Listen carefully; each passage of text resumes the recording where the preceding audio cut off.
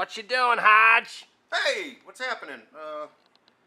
Well, today I guess I'm gonna be modifying this guy's exhaust. Vance & Hines, nice exhaust, by the way. But it's just too quiet, and it's not custom. You know, I mean, it's a store-bought custom. That's not good enough. So It looks bulbous. It's rather bulbous. $700, $800 exhaust, but what we're gonna do is we're gonna end up putting these really cool hook tips on there.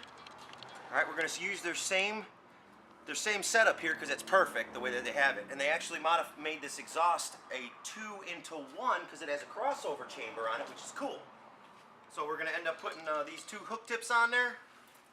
And we're gonna kick them out at this really wicked angle right here.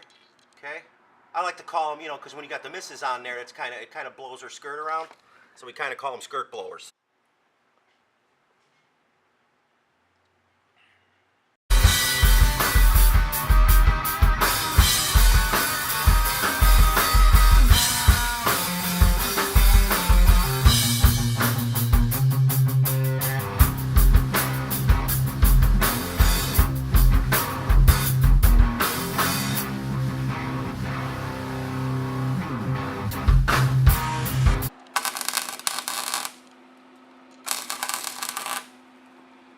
First, I got to tack it into place.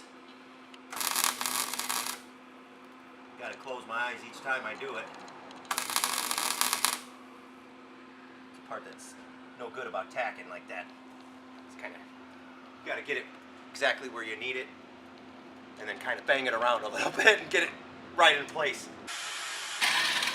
Put that follows the contour. And after I weld it 360 degrees, it should be pretty freaking cool, man.